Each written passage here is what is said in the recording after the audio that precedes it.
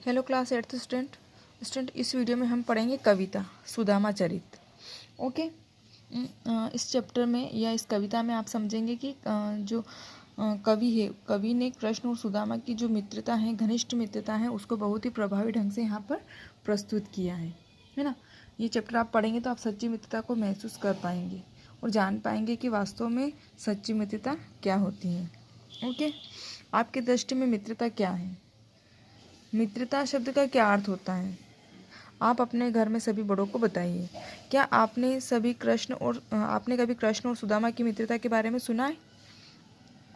I hope आप सब अच्छे से जानते होंगे कृष्ण और सुदामा के बारे में और उनकी क्या स्टोरी है। ओके, तो हम शुरू करते हैं। स्टूडेंट, कृष्ण को और भी बहुत सारे नामों से जाना जाता है, जैसे कन्हैया, गोपाल, माखन चोर, कान्हा, गोपाल जी, गोविंद, वासुदेव, है ना।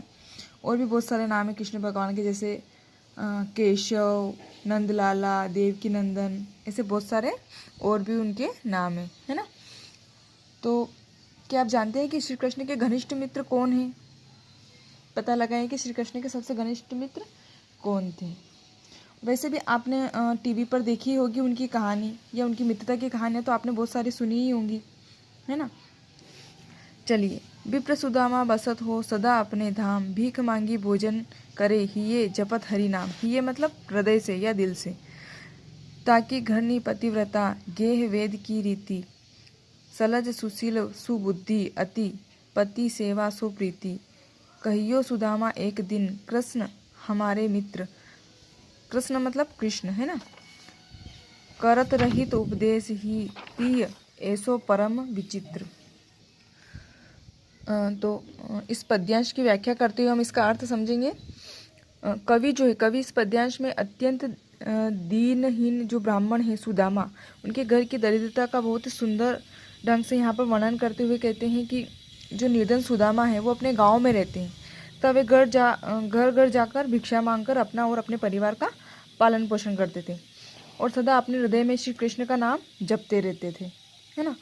वेदों में बताई गई जो पतिव्रता स्त्री होती है ना, सभी विशेषता उनकी पत्नी में विद्यमान थी। जो बताते हैं कि जो पतिव्रता स्त्री होती है उसमें बहुत सारी विशेषताएं होती हैं, वो सभी विशेषताएं उनकी पत्नी में थी। किसमें? सुदामा की पत्नी में। वो बहुत ही अत्यंत सहज, सरल, बुद्धिमान और अपने पति की सेवा करने वाली थी। एक दिन सुदामा अपनी पत्नी को बताते हैं कि श्री कृष्ण उनके मित्र थे। किसी ज़माने में श्री कृष्ण और उनकी गहरी मित्रता थी। तब से उनकी पत्नी उन्हें कहती थी कि आप कृष्ण से मिलने क्यों नहीं जाते हो? आपको कृष्ण से मिलने जाना चाहिए। जब आप बचपन में साथ पढ़े हो, साथ में खेले हो, इतने अच्छे से रहते थे, तो फिर आप उससे मिलने क्यों नहीं जाते हो? तो वो कहती कि बात उन्हें बहुत ही विचित्र लगी कि उन्होंने अब तक इतना बड़ा सच उनसे क्यों छिपाया। मतलब इतना बड़ा सच क्यों छिपाया, मतलब उन्होंने पहले क्यों नहीं बताया कि जो कृष्ण है वो उनके मित्र हैं, है ना। विप्र, यहाँ पे जो विप्र दे रखा है, विप्र का अर्थ होता है ब्राह्मण, और धाम मीन्स घर, कृष्ण मीन्स कृष्ण, और तीय मीन्स स्त्री, उपदेश स्त्री, तीय मतलब उनकी पत्नी या स्त्री। ओके, तो स्टूडेंट आपको इसका अर्थ समझ में आ गया होगा। नेक्स्ट, सुदामा की पत्नी। लोचन कमल दुख मोचन तिलक भाल, श्रवणनी कुंडल मुकुट धरे माथ हैं, ओढ़े पीत बसन गरे में बेजंती माल, शंख चक्र गदा और पद्म लिए हाथ हैं। कहत नरोत्तम सांदीपनी गुरु के पास, तुम ही कहत हम पढ़े एक साथ हैं। द्वारिका के गए हरि दारी हरेंगे पिए, द्वारिका के नाथ वे अनाथों के नाथ है। सांदीपनी गुरु मतलब जो महर्षि सांदीपनी जो थे वो भगवान श्री कृष्ण के गुरु थे। भगवान कृष्ण के गुरु का क्या नाम था? सांदीपनी। बाल श्री कृष्ण और बलराम उनसे शिक्षा प्राप्त करने उज्जैन आए थे। श्री कृष्ण शिक्षा प्राप्त करने के लिए कहाँ गए थे? उज्जैन।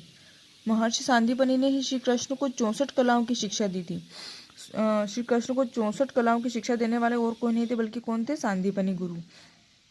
वहीं पर सुदामा भी शिक्षा प्राप्त करने आते थे और आश्रम में ही सुदामा और श्री कृष्ण की मित्रता हुई थी। कृष्ण और सुदामा की मित्रता कहाँ पे हुई थी, कौन से स्थान पे हुई थी? तो जो सांदीपनी का जो आश्रम था उज्जैन में, वहाँ पर उनकी मित्रता हुई थी। तो इसका अर्थ समझते हैं, लोचन कमल दुख मोचन तिलक बाल, मतलब जो गरीब ब्राह्मण सुदामा की पत्नी जो थी वो श्री कृष्ण के अद्भुत सौंदर्य का वर्णन करती हैं। और इसमें यहाँ पर वर्णन किया गया है कि जो साक्षात विष्णु के अवतार हैं। सुदामा की पत्नी कहती हैं कि जो दुख को हरने वाले श्री कृष्ण के नयन जो है वो उनके जो नयन है वो बिल्कुल कमल के समान है। और उनके माथे पर जो तिलक लगा हुआ है, उनके माथे पर जो तिलक लगा है वो ऐसा प्रतीत होता है मानो वो बिल्कुल उन्होंने पीले वस्त्र को भी धारण किया है और अपने गलों में जो बैजंती माला पहनी हुई है, उन्हीं के साथ में अपने कानों में और कुंडल और माथे पर मोर मुकुट धारण किया गया है। तो इस प्रकार से वो इतने सुंदर प्रतीत होते हैं जिनकी तुलना किसी से नहीं की जा सकती। उनके हाथों में शंख है, चक्र है, गदा और पद्म है ना, कमल का फूल भी है।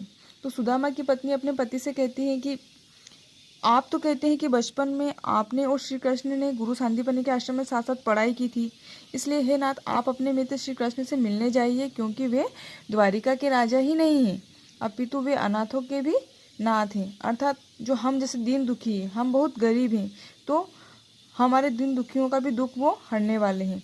तो क्यों नहीं आप उनके पास जाते हैं। आपको जो बिल्कुल भी देर नहीं करनी चाहिए और श्री कृष्ण के पास जाना चाहिए ताकि वो भी हमारा दुख दूर करें। अब देखो यहाँ पे लोचन, लोचन का अर्थ क्या होता है, आंखें, है ना। लोचन कमल मतलब आंखें उनकी कमल के समान है। और स्त्रवननी मीन्स जो कान होते हैं उनको बोलते हैं। बसन मतलब वस्त्र, कपड़े जिसको बोलते हैं अपन। धैर्य मीन्स धारण करना। ओके, आगे देखते हैं। यहाँ पे पिक्चर दे रखा है सुदामा और उनकी पत्नी का, है ना। सुदामा कहते हैं, द्वारिका जाहूँ जू, द्वारिका जाहूँ जू, आटहु जाम यहे छक तेरे, जो न कहो करिए तो बड़ो दुख, जे ये कहाँ अपनी गति हेरे, द्वार खड़े प्रभु के छरिया तह, भूपति जान न पावत नेरे, पांचू सुपारी ते देखू विचारी के, भेंट को चारी न चाउर मेरे। आठहु जाम मतलब आठों पहर, मतलब आठों पहर मतलब 3 घंटे का एक पहर होता है। 3 घंटे में एक पहर होता है।